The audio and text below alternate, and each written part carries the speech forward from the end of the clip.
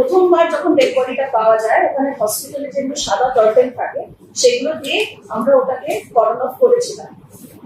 এই 40 ফিট মানে বডি যেখানে পাওয়া গেছিল তার থেকে 40 ফিট পুরো জায়গাটা পুলিশের কর্ডন অফ করা ছিল।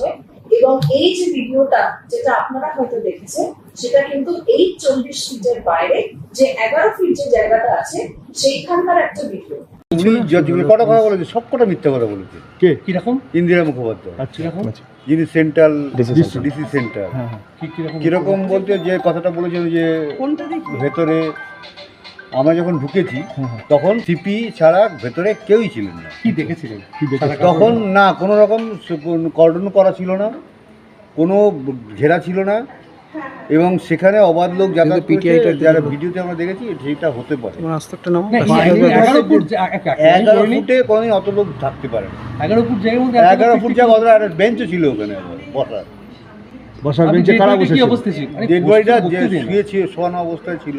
আচ্ছা, না কিভাবে মানে ওরা যে বলছে যে 40 ফুট এলাকা কর্ডন? না এগুলো বাজে কথা, একদম বাজে কথা বলে। উনি টোটালি মিথ্যা কথা, যতগুলো কথা বলেছেন সবই মিথ্যা কথা বলেছে। কোনো তথ্য প্রমাণ নষ্ট হয়নি বলে দাবি করছে? না অবশ্যই হয়েছে, যেটা এখন বোঝা যাচ্ছে। কারণ সিবিআই নিলে আজকে আর 14-15 দিন হয়ে গেল, কোনো কিছুই বের করতে পারছে না। কি করে বলছেন? আর উনি তো প্রেজেন্ট ছিলেনই না বিচারে। নন্দিনী মুখোপাধ্যায় উনি কি ছিলেন ওখানে? উনি তো কালকে বললেন সকাল থেকে ওখানে বাড়ির লোক প্রেজেন্ট ছিল। সকাল থেকে তো আমাদের কেউ বাড়ির লোক ওখানে বেশি 12টা 10-15 দেখেছি। আমাদের 3:30 আগে ওখানে ঢুকতেই দেওয়া। আর যখন আমরা ঢুকেছি তখন সিপি ছাড়া ভেতরে কেউ নেই। আচ্ছা, সিপি আপনাদের কি সব সাজিয়ে গুজিয়ে একদম সব আমাদের মনে হচ্ছে পুরো ওখানে কেসটা ঘটানোই হয়নি, পুরো সবকিছু সিরিয়ালের মতো সাজিয়ে গুছিয়ে আমাদের দেখানো ওখানে প্রেজেন্ট করা হয়েছে। তাহলে আশাটা কি কোনোভাবে নষ্ট হচ্ছে মনে হচ্ছে? না, আমরা এতগুলো লোক ওখানে ঢুকে গেল। এবং আশা রাখবো যতদিন না আমি বিচার পাই ততদিন লড়বো আমরা। মৃতদেহ কি জোর করে আগে পুড়িয়ে দেওয়া হয়েছিল? পুলিশ পুরো বডিটাকে দৌড়ে বের করেছে হসপিটাল থেকে। সেই যে মেইন রোডে ওঠার পরে সাইডটা করেছি, তারপরে আর মেয়ের দেহ দেখতেই পাইনি। আমি তো দেখেছি কিভাবে পুলিশ আমাদেরকে ধাক্কা দিয়ে বের করে দিয়েছে। গাড়িতে উঠতে গেছি, সেখান থেকে ধাক্কা দিয়ে নামিয়ে দিয়েছে পুলিশ আমাদের। সব এগুলো পুলিশে করেছে। শ্মশান ঘাটে হ্যাঁ, সেখানেও পুলিশের তৎপরতা। বাড়ির লোক কেউ নেই। আমরা যাচ্ছি ম্যাটাডোর করে, পুলিশ যাচ্ছে গাড়িতে।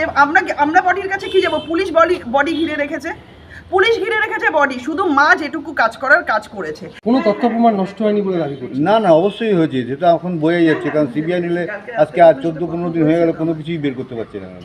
যেটা বিধায়ক বলছেন যে আমি ওকে ছোট থেকে ওকে চিনি, জানি এবং ওকে ফেলিসিটেট করেছি, পরিবারের পাশে ছিলাম, হাসপাতালে গেছিলাম, হাসপাতালে গিয়ে আমি সুপার প্রিন্সিপাল প্রত্যেকের কাছে জাস্টিস চেয়েছি। নির্মল ঘোষ বলছেন এমনকি দেহর সঙ্গে এসেছি এবং গাড়ি আটকে ছিল বিজেপির লোকজন, কোনো পুলিশ ধাওয়া করেনি এবং তার পাশাপাশি শ্মশানে কোনো তাড়াহুড়ো করা হয়নি।